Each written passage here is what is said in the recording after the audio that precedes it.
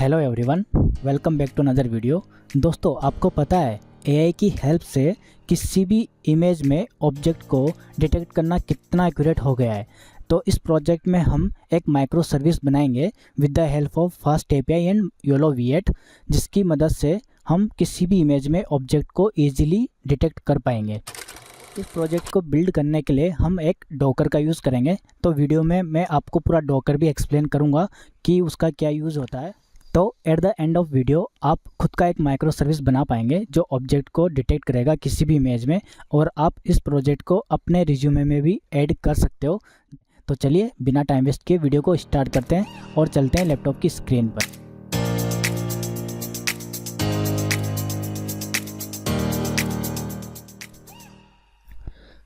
Video में आगे बढ़ने से पहले मैं आपको प्रोजेक्ट का ओवरव्यू समझा देता हूँ।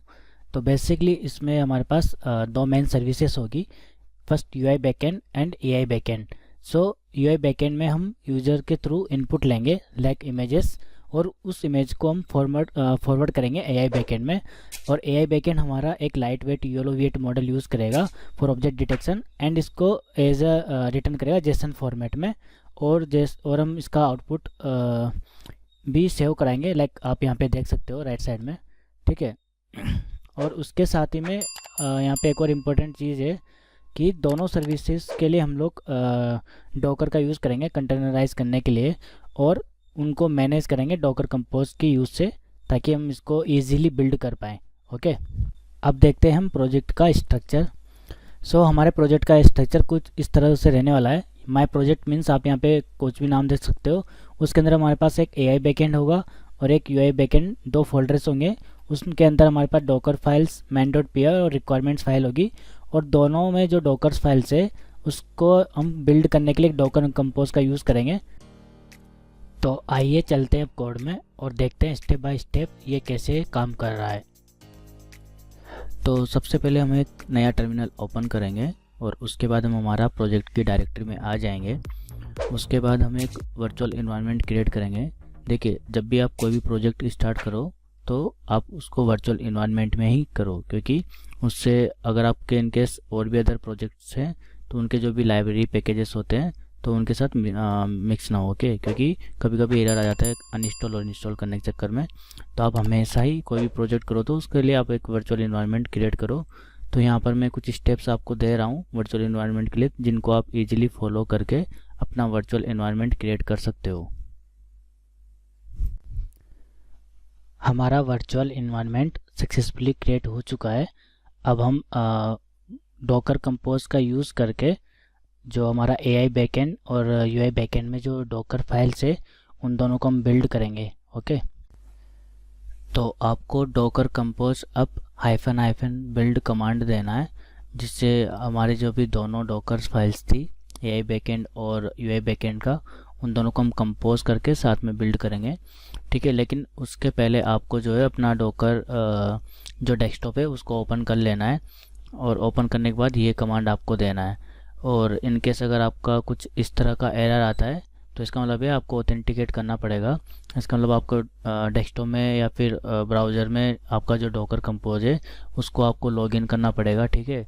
लॉगिन करने के बाद जब आप दोबारा से डॉकर कंपोज अब हाइफन बिल्ड कमांड से दोगे तो उसके बाद ये सक्सेसफुली जो है आपका बिल्ड हो जाएगा। आपको थोड़ा सा पेशेंस रखना है क्योंकि इसको बिल्ड होने में टाइम लगेगा। अगर आपके पास अच्छा GPU नहीं है और आप इसको अगर CPU में रन कर रहे हैं तो हो सकता है कि आपको maybe more than 1 hour लग जाए, तो आपको थोड़ा पेशेंस रखना है। हमारा प्रोजेक्ट सक्सेसफुली बिल्ड हो चुका है, अब ये टेस्टिंग के लिए रेडी है। तो चलिए चलते हैं नेक्स्ट स्टेप में। माइक्रो सर्विस टेस्टिंग से पहले ये समझते हैं कोड को लाइन बाय लाइन।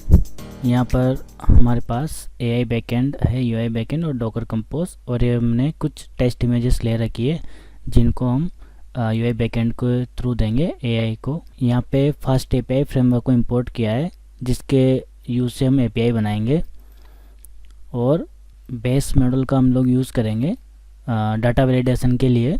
और अल्ट्रालेटिक्स लाइब्रेरी से योलो मॉडल को इंपोर्ट किया है, और यहाँ पे फास्ट API का एक इंस्टेंस बनाया है। ये हमारी API का बेस है जिसके हेल्प से हम एंड पॉइंट्स को लाइक डिफाइन करेंगे। और यहाँ पे एक क्लास बनाया है डिटेक्ट रिजल्ट्स नाम से, जिसके अंदर हम हमारा बॉक्सेस, लेबल्स और स्कोर्स को स्टोर करेंगे। और हम योलो V8 N ये PT प्रीटेंड मॉडल का यूज़ कर रहे हैं। ये मॉडल आप ये लिंक मैंने दिया है, यहाँ से सीधा डाउनलोड कर सकते हो, या फिर मैं गिटहब में ये आपको कंप्लीट पूरा कोड आपको दे दूंगा, तो आप वहाँ से डायरेक्टली क्लोन कर सकते हो इसको। अब हम यहाँ पे मॉडल को लोड करेंगे और हमने यहाँ पे एक पोस्ट एंड पॉइंट बनाया गया है जो कि एक इमेज को लेगा और डिटेक्शन रिजल्ट को रिटर्न करेगा। और हमने यहाँ पे एक असिंक्रोनस फंक्शन बनाया गया है जो कि फाइल को एक्सेप्ट करेगा। अब यहाँ पे लोगों को काफ़ी कन्फ्यूजन रहता है सिंक्रोनस और असिंक्रोनस में, तो मैं आपको यहाँ पे एक एग्जांपल के थ्रू समझाना चाहता हूँ। जैसे हम किसी भी रेस्टोरेंट में जाते हैं, तो सपोज़ कीजिए XYZ रेस्टोरेंट है, उसमें एक ही वेटर है और आप वहाँ पे जाते हो और अपना ऑर्डर देते हो, ठीक है। लेकिन सपोज़ कीजिए कि आपके साथ ही 10 और भी कस्टमर है जो अपना ऑर्डर देंगे। अगर हम लोग जो है सिंक्रोनस यूज़ करेंगे तो उस केस में क्या होगा कि पहले हम हमारा ऑर्डर देंगे और वह जब तक हमारा ऑर्डर एक्सिक्यूट नहीं हो जाता तब तक वह बाकी किसी का भी ऑर्डर नहीं लेगा। अब यहाँ पे जो वेटर है वो हमारा सर्वर है, ठीक है, और जो कस्टमर से वो हम एक तरह से रिक्वेस्ट हो गई। तो सपोज़ कीजिए अगर 10 रिक्वेस्ट एक साथ सर्वर पर जाती है तो और वहाँ पर एक सिंक्रोनस मैकेनिज्म है, तो वह क्या करेगी, वह 1 बाय 1 एक्सिक्यूट करेगी। मतलब पहले एक रिक्वेस्ट को एक्सिक्यूट करेगी, जब तक वो पूरी तरह से कंप्लीट नहीं हो जाती तब तक वो दूसरी जो रिक्वेस्ट है उसको एक्सिक्यूट नहीं करेगी। तो ये हमारा सिंक्रोनस हो गया। और असिंक्रोनस में क्या होता है कि जितनी भी रिक्वेस्ट आई है उन सबको वो पैरेलली एक साथ एग्जीक्यूट कर सकता है। तो इन दोनों में ये मेन डिफरेंस होता है जो हम लोग एंड पॉइंट्स में यूज़ करते हैं। ओके, आई होप ये आपको क्लियर हो गया होगा। तो उसके बाद आप यहाँ पे जो देख सकते हो कि हमने यहाँ पे बेसिक पाइथन कोड यूज़ किया है, तो आप इसको इजीली समझ सकते हो। ओके, अब हम डॉकर फाइल को मैं थोड़ा बता देता हूँ उसमें क्या है। तो पहले हम AI बैकएंड का डॉकर फाइल ओपन कर लेते हैं। तो देखिए यहाँ पर हमने पाइथन लिया है जो कि 3.9 स्लिम है, और यहाँ पे जो भी डिपेंडेंसीज है उन सबको हम लोग इंस्टॉल करेंगे यहाँ पे। और इसका जो डायरेक्टरी हमने सेट किया है वो ऐप है, ठीक है, जहाँ पे वो एग्जीक्यूट होगी। और जो हमारा रिक्वायरमेंट जो टेक्स्ट है इस फाइल को मैं आपको दिखा देता हूँ। यहाँ पे जितने भी पैकेजेस और है जैसे फास्ट API, यूवीकॉन, अल्ट्रालेटिक्स, जो लाइब्रेरीज वगैरह है, ये सब हमने रिक्वायरमेंट और टेस्ट में दे दिया है, ताकि जो हमारा जब ये मेन फाइल एक्सिक्यूट होगा तो उसमें जो भी डिपेंडेंसीज है, जो भी लाइब्रेरीज पैकेजेस वगैरह है वो इंस्टॉल हो जाए। उसके लिए जब हमने स्टार्टिंग में जो बिल्ड किया था ना इसका डॉकर कंपोज का यूज़ करके, क्योंकि हमारे पास AI बैकएंड में भी डॉकर फाइल है, और आपको यहाँ पे दिखा देता हूँ UI बैकएंड में, इसमें भी हमारे पास डॉकर फाइल है, ठीक है। तो इन दोनों को कंपोज कर किया है हमने डॉकर कंपोज का यूज़ करके, और दोनों को साथ में हमने बिल्ड किया है। यहाँ पे देख सकते हो ये हमारा पास UI बैकएंड का डॉकर फाइल है। ओके, और इसका आपको मैं मेन कोड दिखा देना चाहता हूँ UI बैकएंड का। तो यहाँ पे आपको एक चीज़ का ध्यान रखना है, जो हमारे पास AI बैकएंड है तो उसका URL आपको इसमें देना है, ठीक है, क्योंकि जब AI बैकएंड को हम रन करेंगे तो ऑटोमेटिकली ये वो यहाँ से इनपुट इमेज लेगा और उस इमेज को फॉरवर्ड करेगा AI बैकएंड में। उसके बाद आप इसका requirement.txt फाइल देख लीजिए। अब आपको मैं इसको रन करा के बता देता हूँ कि ये किस तरह से एक्सिक्यूट होगा। तो दोबारा से हम लोग बिल्ड करने के बाद न्यू टर्मिनल ओपन कर लेते हैं, ठीक है। आपका मैं बिल्ड पार्ट आपको स्टार्टिंग में बता दिया था कि कैसे आपको इसको बिल्ड करना है, बट बिल्ड होने के बाद भी हमको इसको टेस्ट करना होगा। तो टेस्ट के लिए आपको क्या प्रोसेस फॉलो करना है वो मैं आपको यहाँ पे बता देता हूँ। तो सबसे पहले आपको अपना कोड की डायरेक्टरी में आ जाना है। उसके बाद आपको वर्चुअल इन्वायरमेंट जो है एक्टिवेट कर लेना है।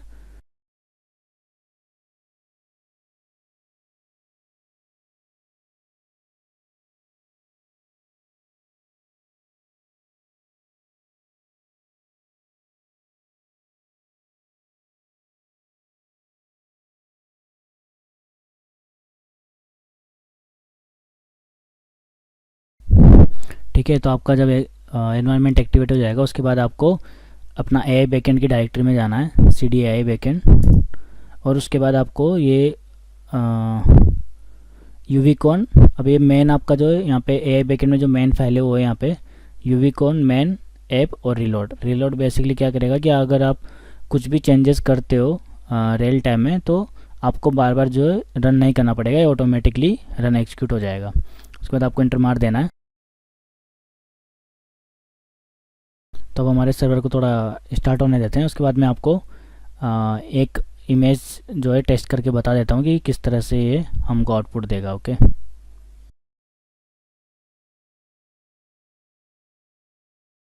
ये भी रन हो रहा है, थोड़ा सा इसमें टाइम लगेगा।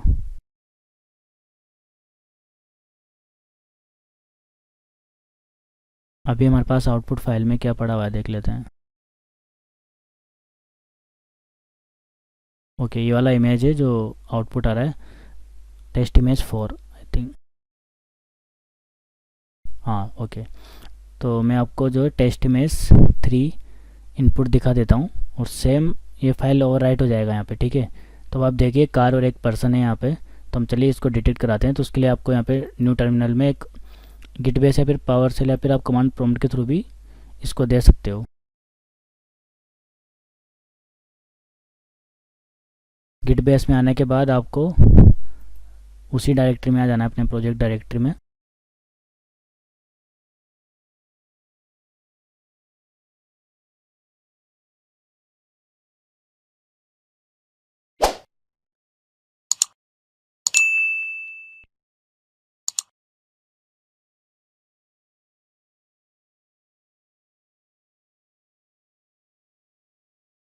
तो हम हमारी जो है प्रोजेक्ट डायरेक्टरी में आ गए हैं।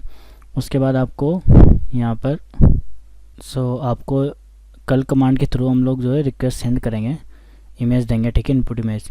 तो अभी यहाँ पे आप ये कमांड देख लेना, इसको मैं प्रोवाइड करा दूँगा आपको। एक गिटअप मैं सारी चीज़ें अपलोड कर दूँगा स्टेप बाय स्टेप, कैसे आप उसको, ताकि आप उसको इजीली फॉलो करके अपना मशीन पे जो है रन कर सकते हो।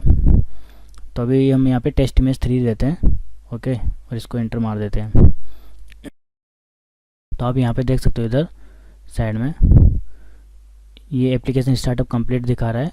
अभी जब इधर से एग्जीक्यूट होगा तो यहाँ पे देखिए अभी ये प्रोसेसिंग में चल रहा है, थोड़ा वेट करते हैं। देखिए यहाँ पे हमारा इमेज जो है प्रोसेस हो चुका है। इसने बाउंडिंग बॉक्स बना दिया और साथ में बताया कि जो भी लेवल्स है जैसे कार और पर्सन, तो 2 लेवल्स इसने दिखाए हैं और स्कोर्स भी उनका दे दिया 91 और 85, जो यहाँ पे आप देख सकते हो 0.91 और 0.86। तो चलिए और इधर यूनिकॉर्न में देख लेते हैं क्या लिखा आ रहा है। तो यहाँ पे देखिए ये जो पोस्ट हमने एंड पॉइंट बनाया था यहाँ पे 200 ओके करके आ गया है। इसका मतलब ये सक्सेसफुली चला गया। अब मैं आपको यहाँ पे आउटपुट फाइल दिखा देता हूँ क्योंकि वो ओवरराइट हो चुका है इधर।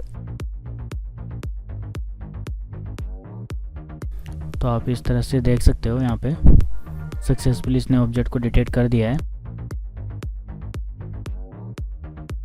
तो अगर आपको ये वीडियो अच्छा लगा हो तो प्लीज़ लाइक ज़रूर कर देना वीडियो को, और आपको मैं ये प्रॉपर डॉक्यूमेंटेशन आपको प्रोवाइड करा दूंगा। वीडियो के डिस्क्रिप्शन में जो भी रिक्वायरमेंट है वो आपको मैं शेयर कर दूंगा, और आपको मैं गिटअप का लिंक भी दे दूंगा, तो आप वहाँ से सीधा इसको क्लोन कर सकते हो और अपने मशीन में इंस्ट्रक्शंस फॉलो करके डायरेक्टली रन कर सकते हो। सो आई होप आपको ये वीडियो पसंद आया होगा। तो चलिए अभी के लिए फ़िलहाल इतना ही, मिलते हैं नेक्स्ट वीडियो में।